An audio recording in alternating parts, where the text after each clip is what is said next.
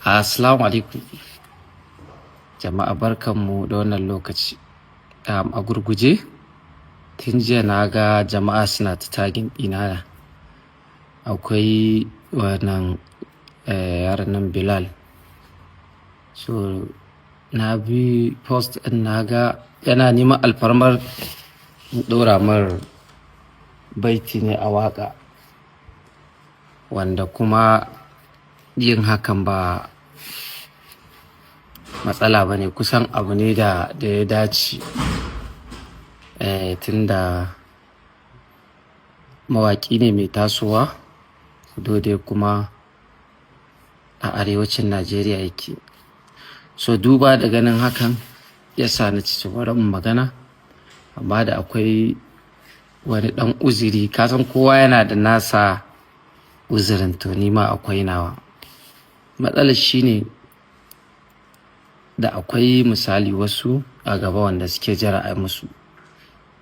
So kuma in ka binciki duk wanda muka waka da shi, in ka cire su Nazifi wanda su ba yadda kana bacci ma sai su tashe ka a kan gado, ya ji mutum ya taɓa ka ya ce tashi. To duk wanda za a yi waƙar akan ɗaukan ɗan lokaci, kaman aƙalla aka ji ƙaranci dai sai ya haura wata 2-3 haka za a samu a yi. To akwai kuma masu jira. So in na ce a matsayinka na mawaƙi mai tasowa ka jira ɗin, so nake ganin kaman na ɗan ja ka baya. So amma kuma in kana ganin wannan ba matsala ba ne a gunka, shi ma ba matsala, you are welcome. Za a iya zuwa dan ma kuma insha Allah sai ka gaya mun, sai in gaya ma sharaɗan da za ka bi sai mu waƙar. Da dai farko na yi tunani har na ware kuɗi da ba su gaza ba, su ƙasa da 2 miliyan ba, na cewar to instead kai ka nemi cewar ni in taimake ka kuma ban taimaka ba, sai na ga to idan wannan delay ɗin zai baka matsala, so zan iya in baka kuɗin sai ka samu wani, sai ku yi waƙar, maybe nan gaba ba mu san me Allah zai ba. So amma sai na ga kaman tunda waƙar ka ne ba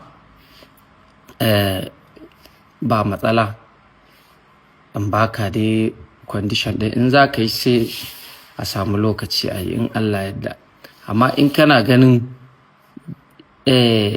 lokacin ba zai ɗan jira agunka ba, za ka jiran zai baka matsala, to ni ina ga zan iya ɗau wannan kuɗi da bai gaza 2 miliyan ba, sai in baka, sai ka je ka samu, sai ka ɗan tura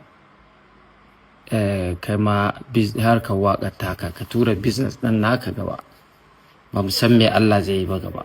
So wannan zaɓi ne gare ka, amma abin da ka nema shi na fi mai da hankali a kai. Amma kuma ina ɗan baka excuse saboda ba kai ba, wasu ma na san gaba za a iya nema in Allah ya yi.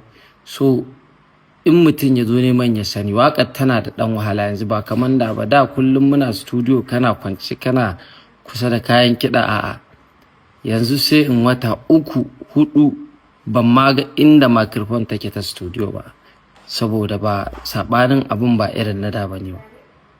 Ko a da can ma in mutane sun lura za su ga waƙoƙin ba za su iya fitowa ba, ƙaranci wata 3 wata 4. To yanzu waƙoƙin ma ta sai ta wata 6, wani sai fi. Yanzu aƙalla na san akwai wanda sun ba da waƙa almost ta kai shekara kuma tana wajena.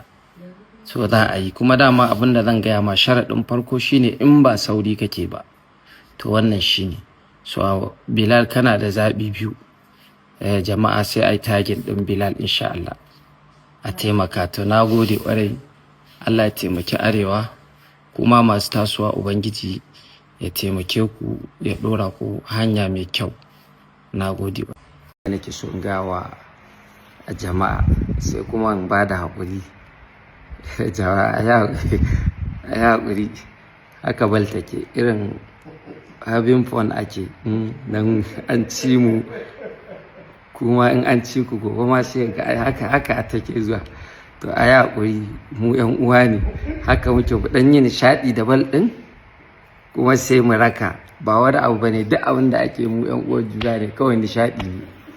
Allah ya sa mu dace. Mun gode, ma'assalam.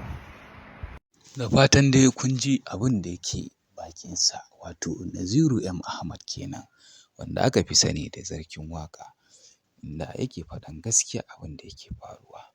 To masu irin wannan hali, fatanmu sai dai mu ce Allah shirya su. Da za ka kalla an sa bidiyo mutum ko kuma an sa hoton mutum, shigo ka ga a zahiri ba haka ba ne. Wannan ko yaya ma ka cutar da mutum, tunda mutum abin da ya yi niyyan kallo, wato ba shi ka sa mara kan ya kalla ba.